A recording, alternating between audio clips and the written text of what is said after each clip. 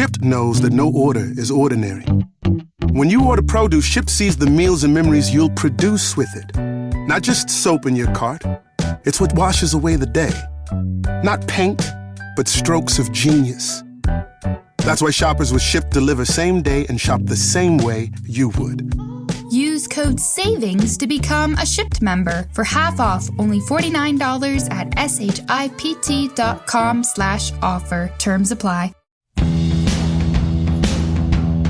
Welcome back to Come Back with a Warrant podcast. I'm Brandon Dinetz. And I'm Monica Ishak. Before we kickstart this week's episode, this is your reminder that this podcast is not legal advice. It's real, unfiltered, and for entertainment purposes only. If you need to speak with a lawyer, call one. Or better yet, call us. Welcome back to Come Back with a Warrant. Today, in this episode, we dive into one of the most controversial true crime cases in modern American history. If you've heard of Making a Murderer, Steven Avery and Brendan Dassey. After spending 18 years wrongfully imprisoned, Avery was exonerated by DNA evidence and filed a massive lawsuit against the county that convicted him. But just 2 years later, he was arrested again, this time for the murder of photographer Teresa Halbach. The case took a shocking turn when Avery's 16-year-old nephew, Brendan Dassey, gave a confession that many people believe was coerced. Alone in an interrogation room with no lawyer or parent present, Brendan's statements became the centerpiece of a national debate. Was this justice or a system creating a story it needed to close a case? We break down the evidence, the interrogation tactics, the legal fight over voluntariness, and why this case still raises urgent questions about the false confessions, juvenile vulnerability, and how far the Constitution really goes inside the interrogation room. So that is a summary of pretty much, Making a Murderer, but... Right. I mean, the Netflix documentary was huge, and there was 2 parts. Many people may be tuning in and thinking to themselves, well, this is not really timely, this episode, because this happened a while ago and the documentary came out a while ago. True, but we were circling back and talking about different true crime things that we wanted to bring up on the podcast. And this case keeps coming up because there are a lot of different angles to take.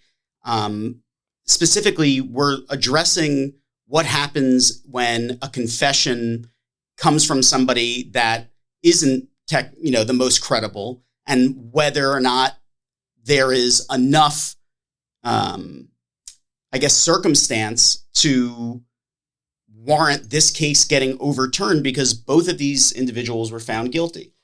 Yeah, and the thing is, we were talking about this briefly before this episode, and I think while you're talking now, it just came to my mind, there is a difference between morality and the state or the government meeting its burden. So it's like, maybe the jurors thought he did it, like Steven Avery did it, but there were certain parts of the investigation, factually, that came out that for me, if I was sitting as a juror, I'd be like, I cannot even trust the government's investigation because of this. You know Fair what enough. I mean? So it's Fair enough. I could have maybe as a moral poll to be like, maybe he did do it. And but at the end of the day, it's based on the evidence. And that's something that I think a lot of for us as lawyers, it's so easy for us to compartmentalize because we see it all the time and we deal with it. But as people on juries and jurors, I think that is an issue that they really struggle with. So I feel like that's something that is a part of the debate, kind of just not actually talked about, but that's what's driving a lot of the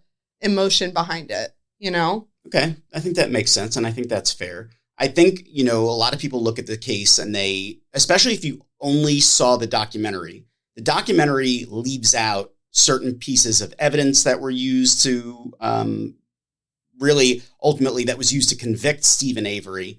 And it takes a defense approach. It is from the lens of the defense team and the defense attorneys. And the documentary is, pushing you to believe that there is a chance that these guys were wrongfully convicted.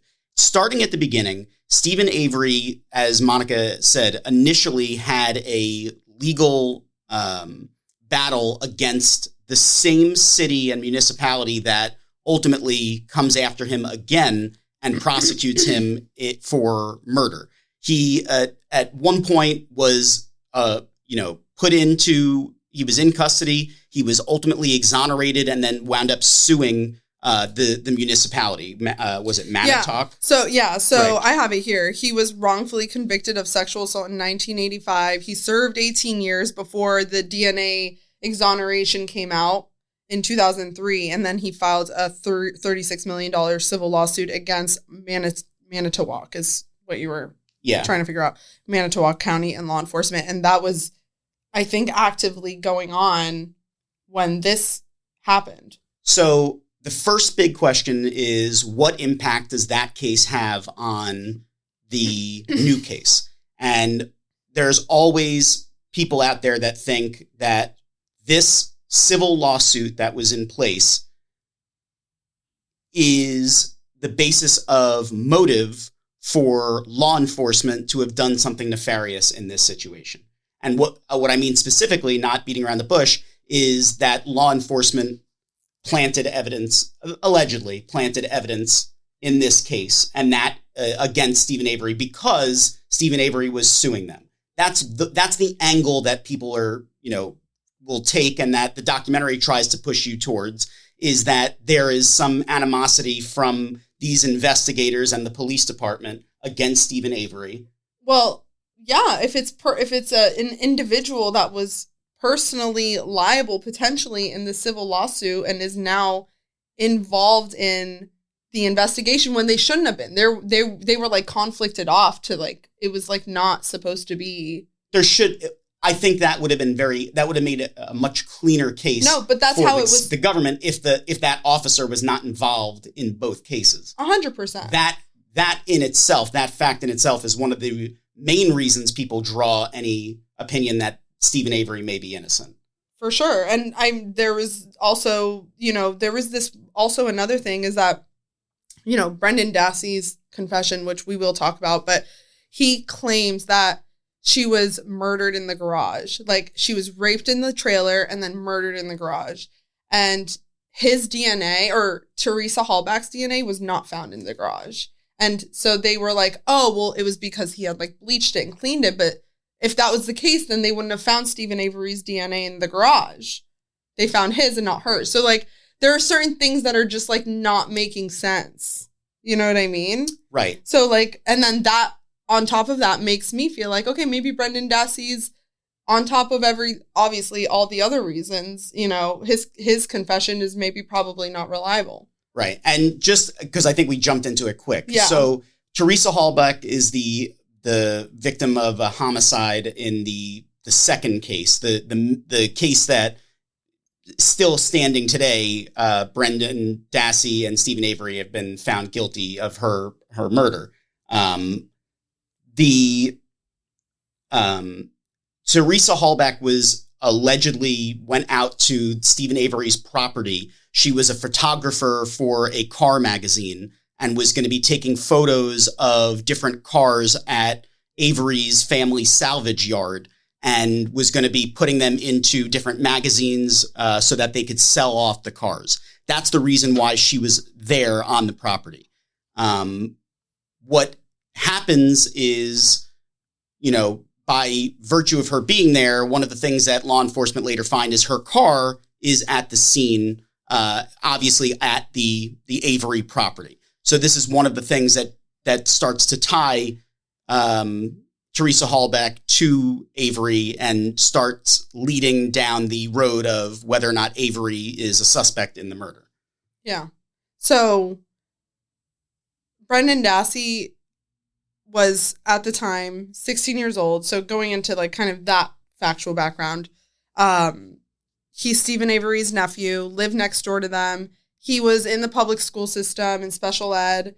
And extremely low IQ. Yeah. I think he had low 70s. Yeah. I don't know if he was on the autism spectrum, but he definitely has it was very clear he had learning disabilities. Yeah. Yeah, for sure. And that was not that's not debated by anybody. Yeah. He gives a confession to law enforcement.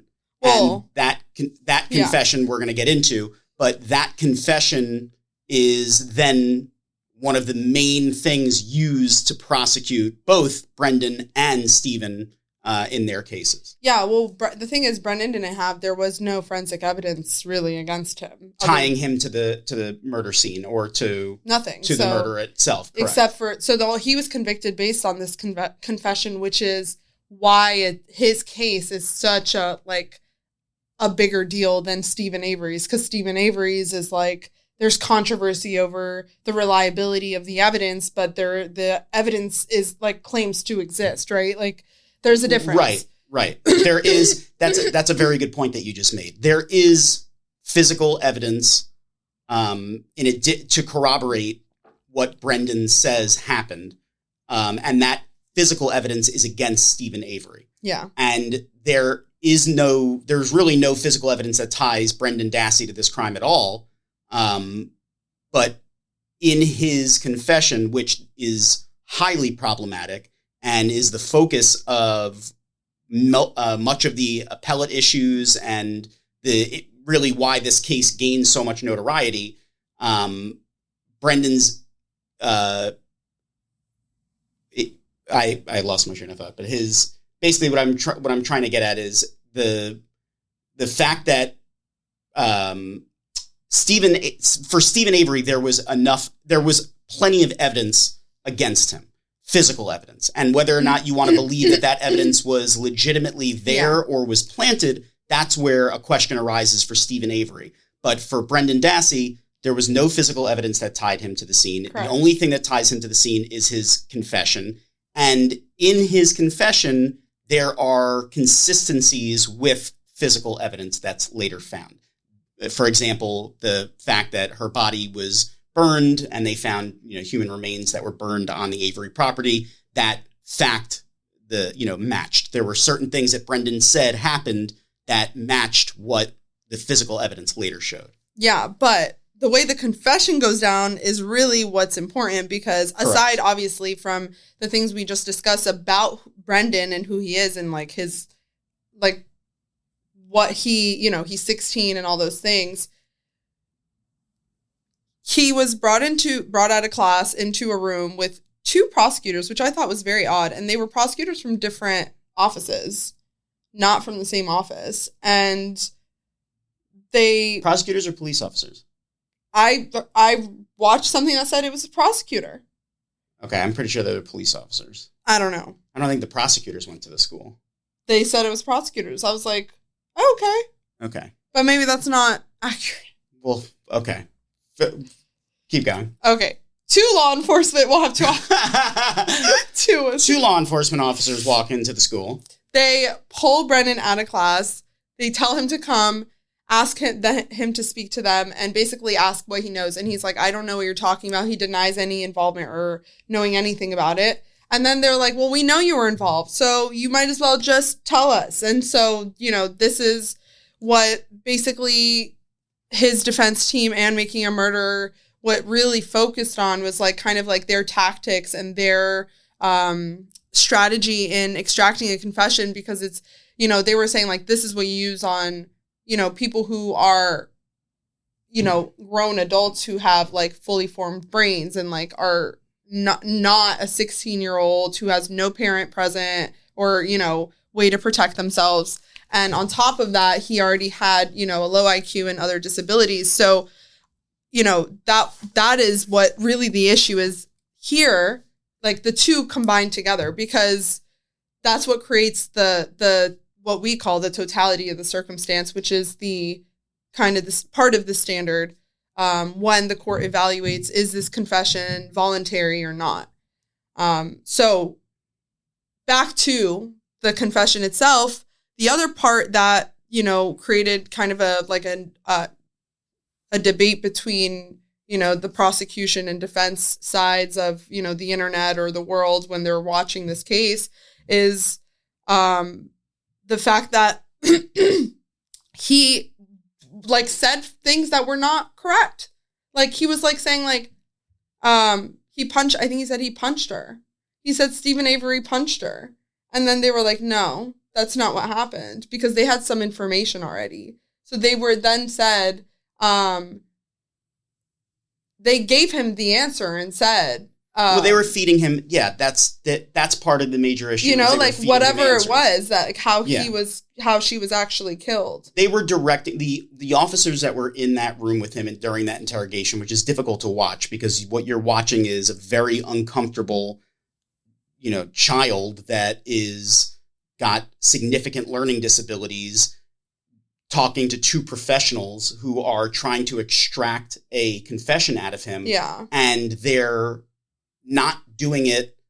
The way that they're doing it is they're feeding him information. They're forcing the narrative that he's going to tell. And they're trying to get him to say exactly what they want that already fits the case that they're building. Yeah. They're not just, at that point collecting information. They're trying to collect a specific confession. Yeah. And there's the other part where, people, this is actually the law where law enforcement are allowed to use certain tactics. Like they are allowed to tell you that they have certain pieces of evidence against you that they don't have. They're allowed to lie to you. They're allowed to do that to gain a confession. And they did that with him. And that's what, it's like crazy because it's like on top of all of that, they're using these, these strategies to build a case against kind of the wrong person here. And that's what the issue is because like we said, it's not like he had any other forensic or DNA or anything connecting him to the scene. Right. So there was also the part after and this this interrogation lasted hours long. It wasn't like a 30-minute thing. Finally, Brendan Dassey's mom shows up. The investigators step outside. They give them a moment in the room, and she's basically like talking to him. And she's like, "Did you tell them that you did?" She's like, "Did you do this?" And he's like, "No, I didn't do this." And she's like, "So did you tell them that?" And he's like, "No." And she's like, "Why not?" He's like, "I didn't." He's like, "I don't know. Like, I didn't think of it." Right. Like it's like he was like, and then a part of the argument is that if that was his state after just making a confession to something like that, that shows that he doesn't understand the gravity of what he just said. Like he doesn't understand the effect or the consequences of the confession itself. Right, which are factors to be considered when judging whether or not a confession is voluntary and given under the proper set of circumstances. Correct. Yeah. Because then it's like, was this under some sort of like duress in a way, or, that automatically, I guess, makes it involuntary when, the circumstances created. But, I think the forensic, and so, the other part is, they did tell him his Miranda rights, which, is kind of like, I feel like when you are assessing if something is like the first thing you do when it comes to Miranda or the Fifth Amendment is like, did they get Miranda before they said anything if they needed to hear it? And obviously he was in custody. So you're only required, we talked about this before, but you're only required to hear your Miranda rights if you are in custody and being interrogated together.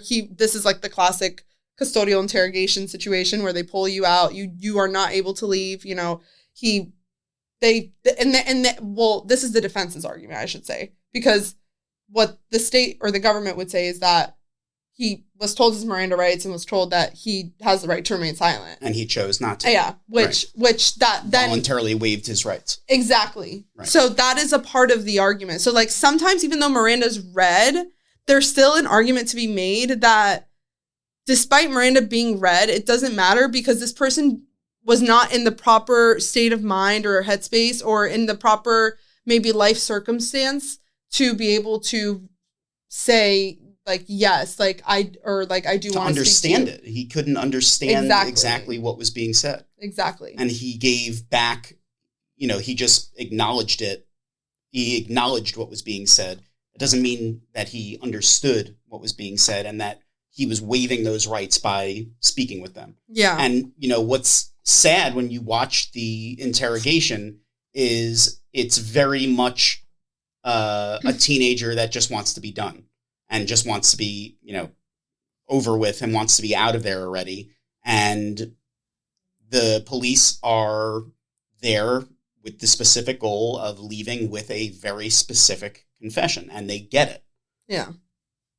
So I just found in my notes it was conducted by two detectives and not prosecutors. So that's good because that's what I was pretty sure it was. So that makes sense. So also parts of the confession, like in the video, you hear them say like, be honest, things will be okay. And, you know, like we already know what happened, so you might as well just tell us and things like that. You know, it's like that on top of all the other things they were saying and doing. It's like making him feel like, okay, if I tell them what they want to hear, I will get out of here, you know? So like that goes to your point. Like if he wants to get out, if he knows like what he needs to give them to go, he's going to do it. And that's what he did. Right. But ultimately, and you know, what this comes down to is, well, what was the information that he did give? What did he acknowledge happened? What did he say, you know, to the officers? Does it matter at the end if, like, they're the ones coaching him, you know? And like everything else, it depends. It depends on how he was being coached. It depends on whether or not he gave any details that were not readily available to the public, whether or not there were things that he knew and said or alluded to that the police didn't say to him and didn't give him the, you know, egg him on or push him in a certain direction. The police were very coercive, but the information that they got from him still hit and checked boxes for what the physical evidence was showing happened. And he is laying out what happened that night and does hit certain events that the physical evidence matches, whether or not it's the rape, whether or not it's the burning of the body. That these are things that he's mentioning, and they can say, okay, well, yeah, that checks out. But there were certain things that he said that didn't. Totally. And that's why you have to take the entirety of his statement and to see whether or not it's reliable. And at this point, the courts have been split on whether or not it was reliable, but he's still in custody. He's not going anywhere. The Supreme Court rejected this case. They're not taking it up. Yeah. So it's over. Yeah. He's unless he gets pardoned. Correct. Yeah. And that doesn't seem very likely. No, they already sought it, I think. And I don't know if there's like a cap or something. I don't know the laws over there, but yeah, I was watching, so he was like on a podcast with his like legal team, had the podcast guy come into their office, and then like they did a legal call, and then they had him on the phone, so they were like interviewing him, and he was saying that he gets letters from all over the world like showing support. I'm sure he does. It's like, that's so crazy. I'm sure he does. Having a whole fan club. But you know who's probably not getting all the letters for support? Steven Avery. His uncle. Yeah, he's getting all the hate. His uncle is probably actually his uncle does probably, I'm sure probably does. Yeah, he probably gets some good. He probably gets some good. He had fans. A loyal wifey. Yeah, that's right.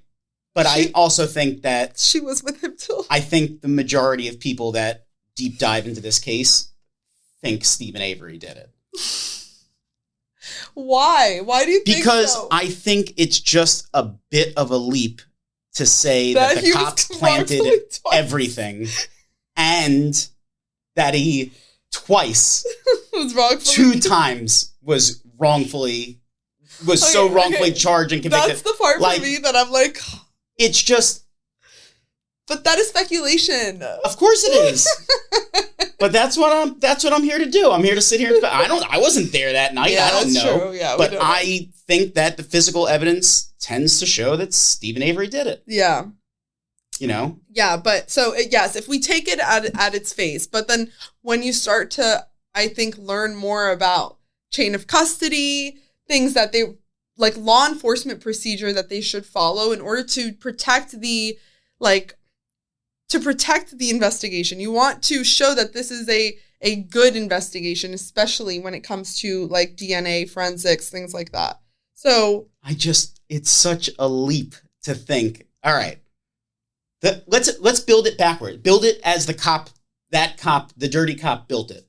He got a sample of Avery's blood and just went to Teresa's car and put it all over her car, and then went to her keys and put it in her keys, then went to the room and put it in the then they put it in the garage. This man was not, he was a part of the sheriff's office, was not supposed to be inside this house even helping investigate. This was like their 5th search of the property.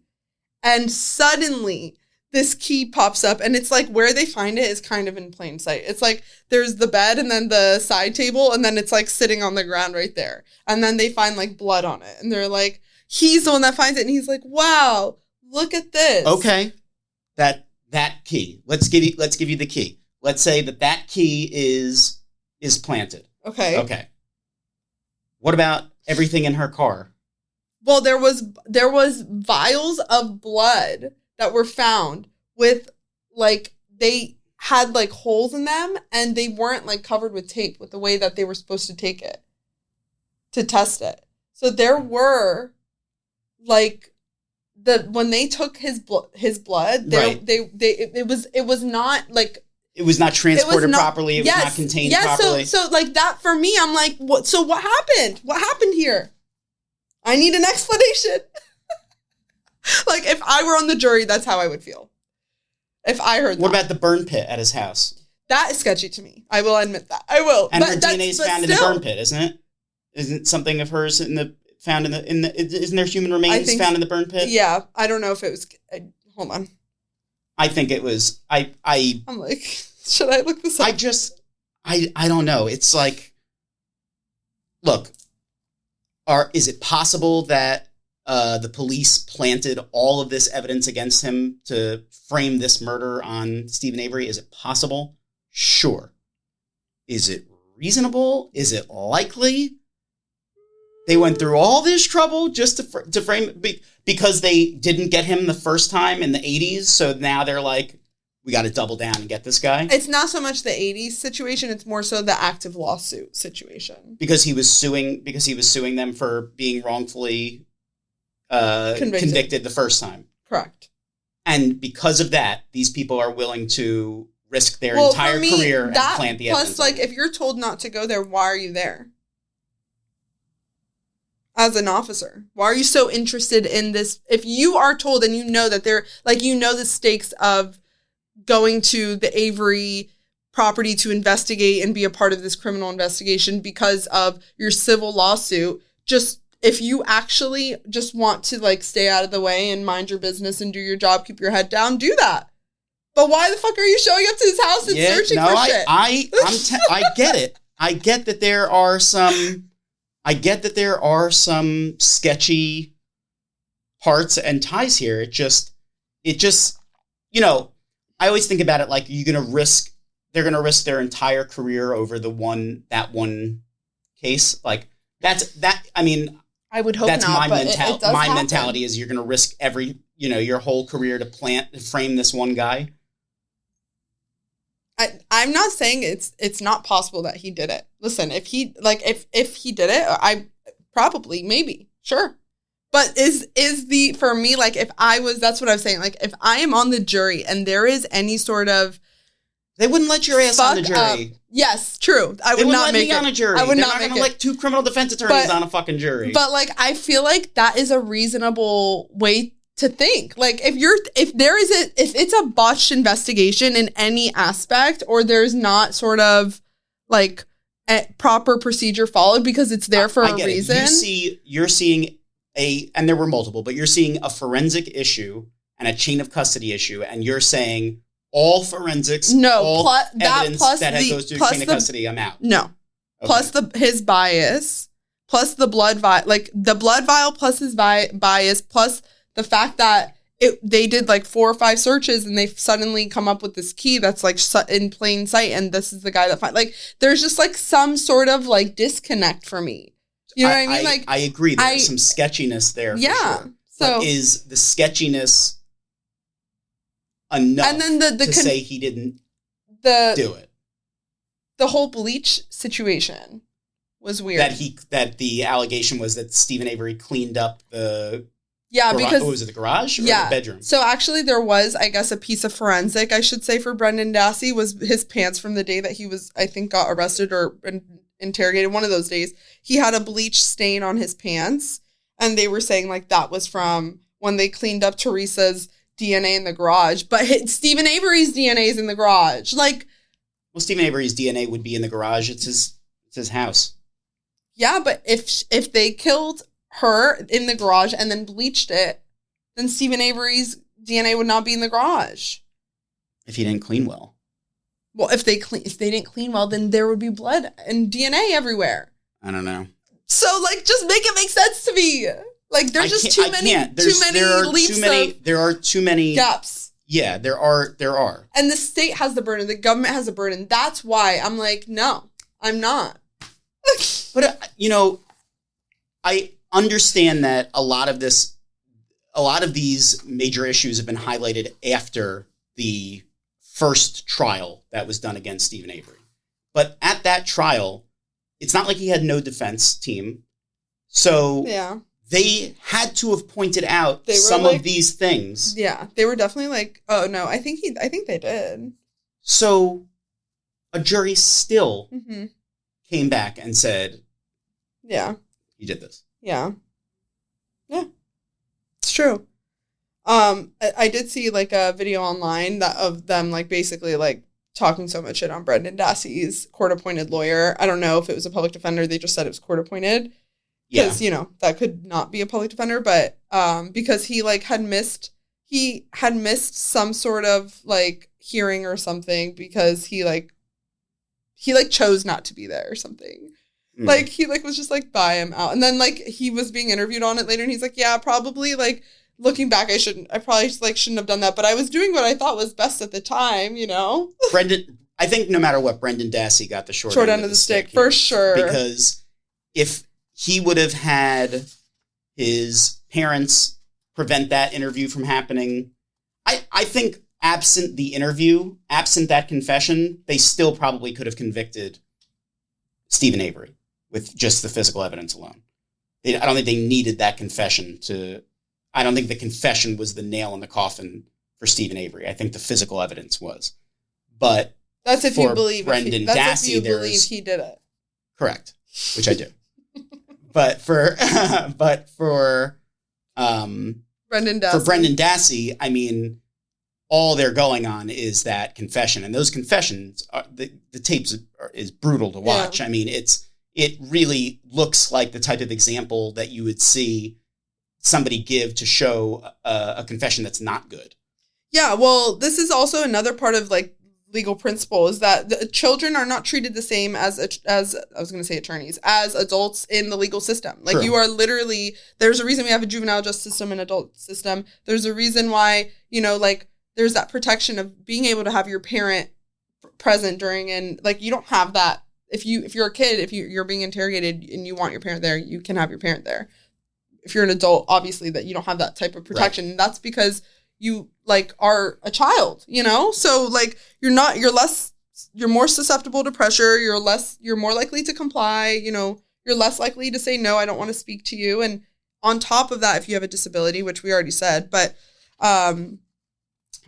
the courts have ruled that age is something to consider when you're talking about whether they're in custody or voluntariness or, if they waived Miranda or not. And this is kind of the, like, I feel like textbook example of it, in my opinion. But it's just crazy because it's technically not, because the courts ruled otherwise. Yeah, and I think that goes back to kind of what I was saying, that some of the information that Brendan provided corroborated with information that was either not previously known or matched the physical evidence without the investigators, shoving it down his throat. Which was what? Talking about Teresa getting shot and then them actually finding a bullet, because they find a bullet. But but that part, the shooting part, he was guessing. He said she got punched first. Okay. And then they were like, no. But they ultimately find a bullet with Teresa's DNA on it. Well, they found that, and then I think they coached him to say that that's what happened. Yes. Okay, but because there's still now a bullet already with her DNA on it. Yeah, but how does that tie Brendan Dassey? But I'm saying Brendan Dassey may have not known, may have told them and explained that to the officers without the officers telling him exactly what happened. They said no to the punching. Right. That's exactly what happened. But that's not them saying no to the shooting. Right. They said no, basically, like, I think they basically told him that she got shot. Or he like guessed that. No, next. I think he's volunteering that information. Okay, but that was like a guess. Like he was like she got punched, and then like she got, because they had told her that this was about this woman. Right, but the reason it's a big deal is the bullet not only has her DNA in it, but it is from Avery's rifle. So the again, physical evidence is linking. They're able to link back the physical evidence with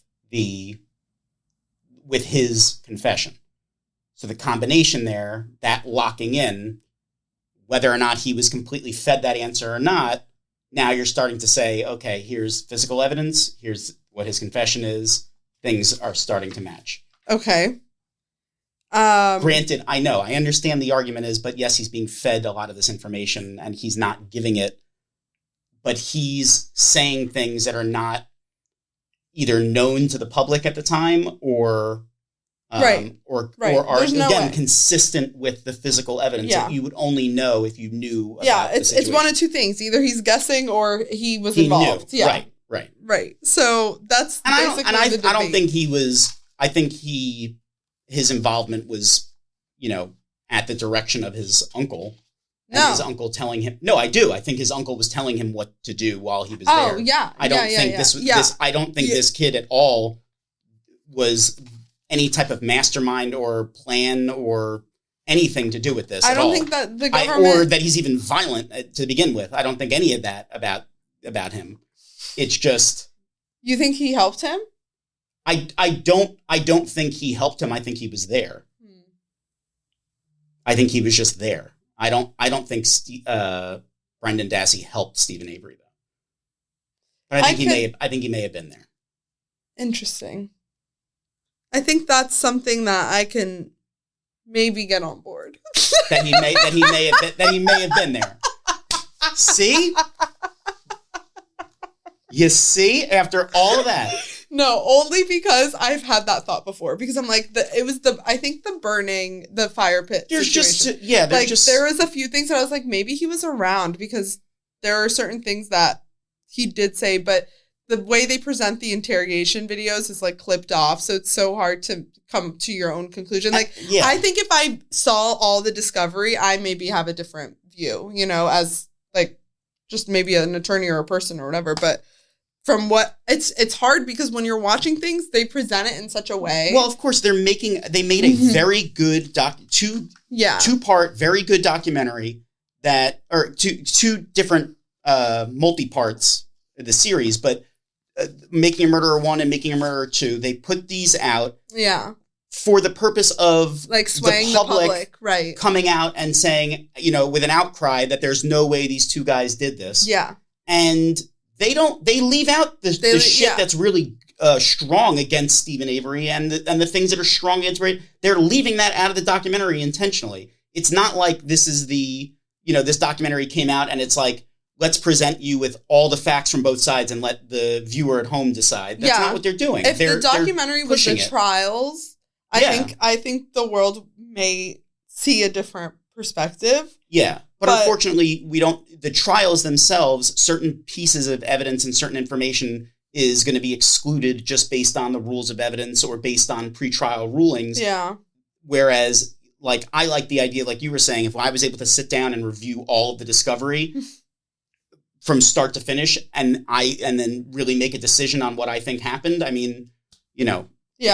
There's a lot of evidence. Yeah, I feel like the discovery tells actually the real story. Right. Because, But 15, 20 minutes ago, we were sitting here and you were saying half that discovery is planted by the cops. Yeah, but this is a part of discovery, is discovering that this officer was a part of this lawsuit. Correct. So it's not that you just have to put the puzzle pieces together, which, is kind of the part they do for trial. But all that to say, I'm not a fan of Brendan Dassey's conviction. It makes me kind of uncomfy. It was based on his confession, whether he was there, whether he wasn't, whether he was involved. Like, it's just, the whole thing is just icky to me. Yeah, but it's not, if he was an adult and he was of more sound mind, maybe we would all think differently about it. Yeah, for sure. But, ultimately, the reason that the courts have bounced this back is because they've wound up saying that the accuracy of his information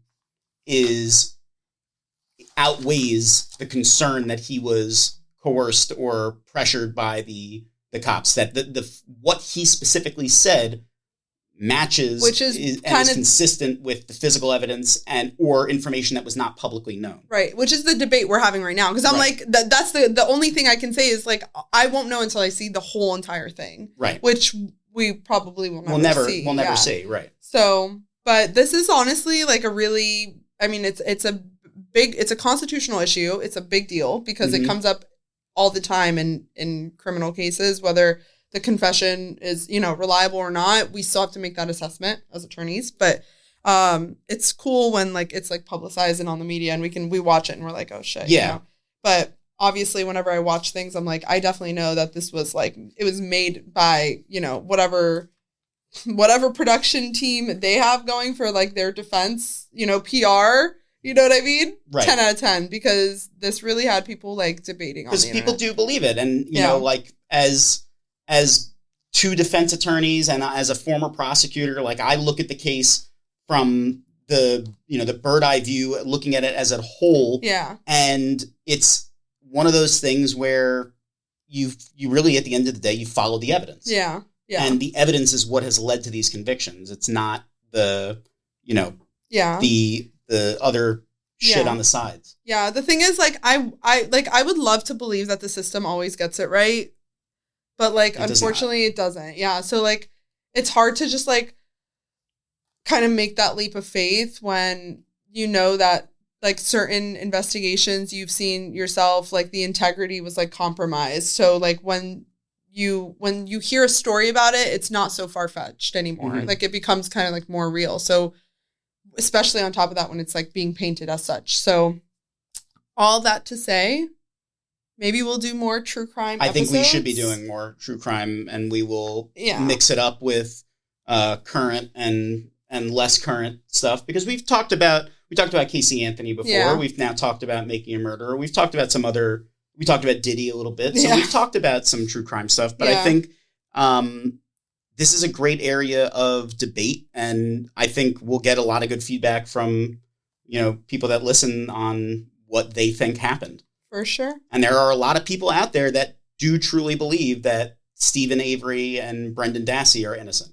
That is very true. They're not sitting in this room, but there are people out there that believe that. Well, I could get on board Brendan Dassey being innocent. I don't think my boy Brendan. I don't think he did it. Yeah, I got you. You're like, he's not completely he may have been there. Innocent. Yeah, which kind of makes you complicit. Which makes you a little bit. But not like he was going to tell Steven to stop doing what he was doing, but Well, all that to say, if you liked listening, make sure you like, comment, and subscribe. We are on all platforms. Come back with a warrant.pod and give us a 5-star review. And if you didn't like listening to us, come back with a warrant.